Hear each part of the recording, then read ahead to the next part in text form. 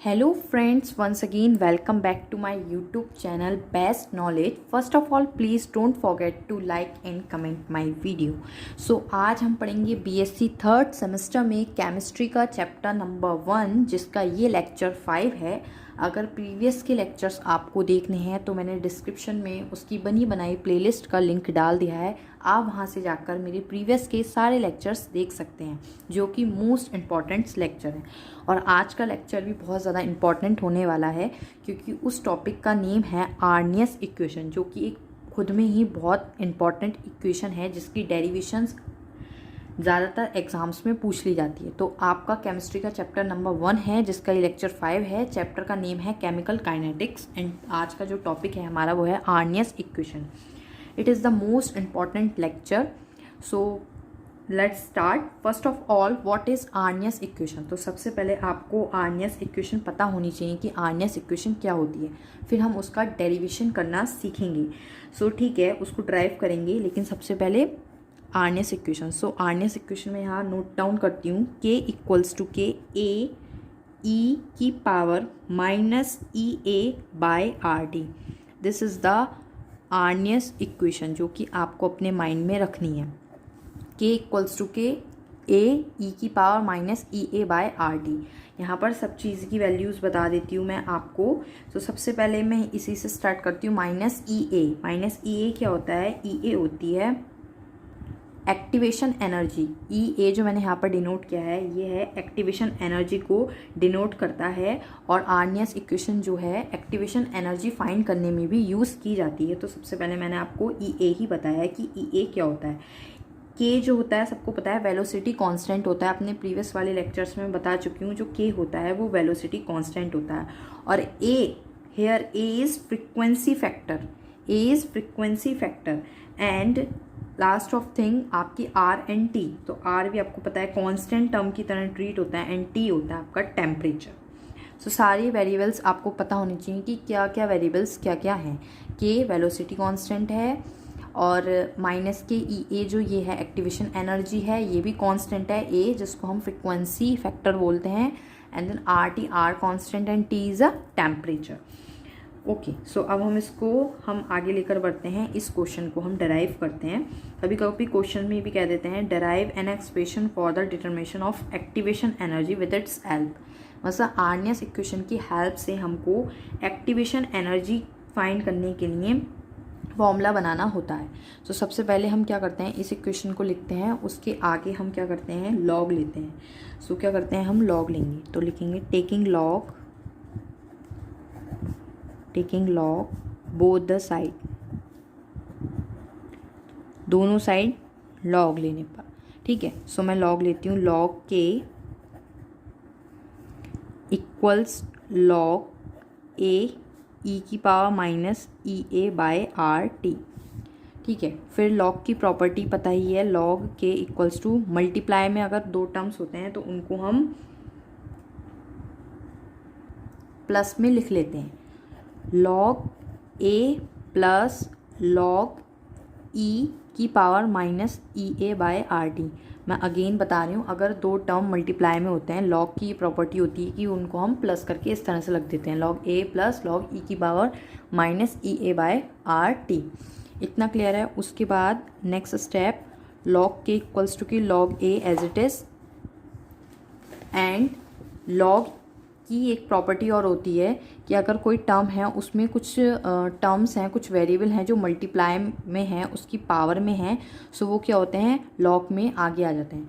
Log की ये property होती है कि कोई वेरिएबल है उसकी पावर भी वेरिएबल है तो वो क्या होती है, पावर में है तो वो आगे आ जाती है। माइनस के ई A by R T log ई, इस तरह से इसको लिखेंगे।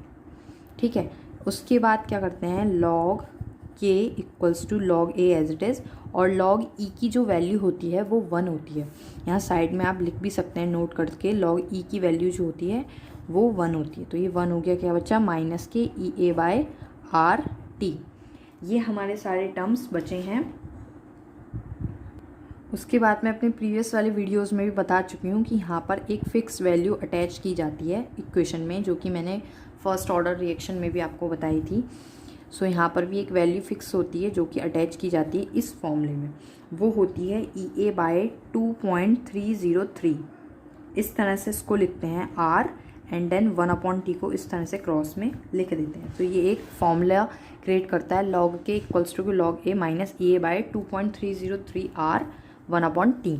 इसकी हेल्प से हम एक्टिवेशन एनर्जी फाइंड कर सकते हैं।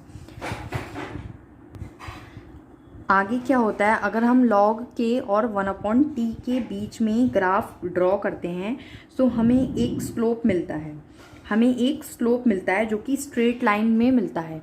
ठीक है, उसकी हेल्प से हम एक्टिवेशन एनर्जी फाइंड कर सकते हैं उस ग्राफ के यूज़ से।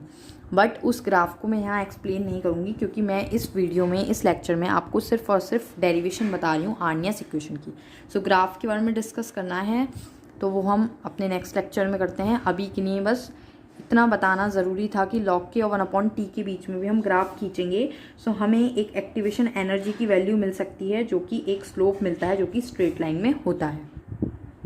एक इसका सेकंड मेथड और होता है कि हम दो कांस्टेंट कंसीडर कर लेते हैं। दो कांस्टेंट कैसे कंसीडर कर लेते हैं, जैसे यहाँ पर K है तो यहाँ पर हम कंसीडर कर लेते हैं कि log K1 है जिसकी वैल्यू आएगी log A minus EA/2.303 R cross 1/T1। ये मैंने कंसीडर कर लिया। और सेकंड कांस्टेंट मैंने कंसीडर कर लिया log K2 है जिसकी वैल्यू है log A minus EA/2.303 R cross 1/T2।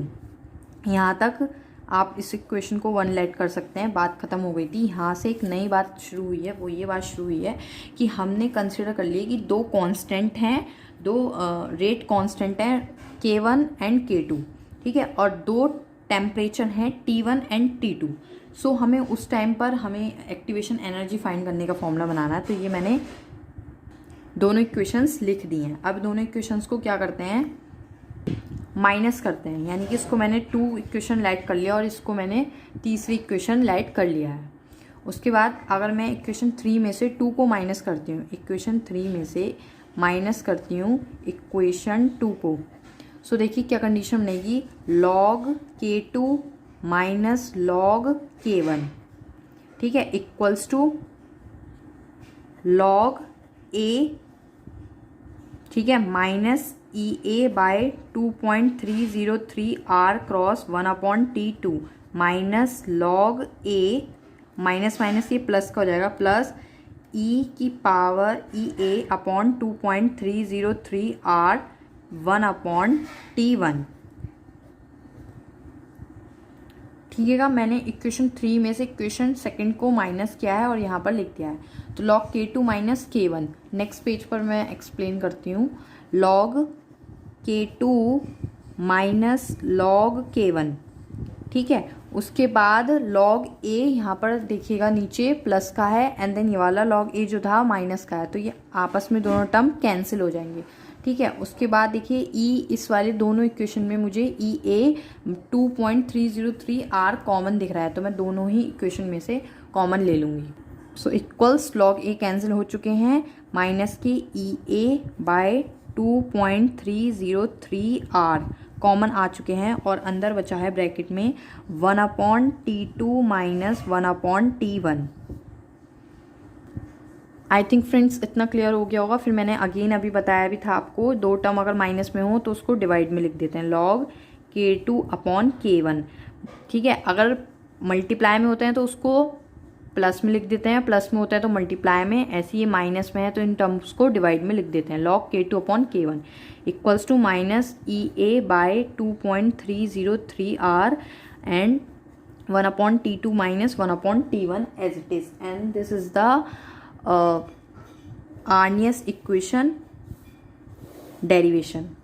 ठीक है, सो ये आर्नियस इक्वेशन की डेरिवेशन थी जिसकी हेल्प से आप EA एक्टिवेशन एनर्जी भी फाइंड कर सकते हैं। आई थिंक फ्रेंड्स समझ में आ गई होगी आपकी कि what is Arrhenius equation and इसको कैसे ड्राइव करते हैं।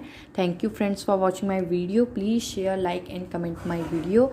Thank you friends. अगर फिर भी कोई डाउट हो इस लेक्चर से रिलेटेड तो आप मुझे कमेंट बॉक्स में ज़रूर बताएं, मैं वो डाउट क्लियर कर दूँगी। Thank you friends.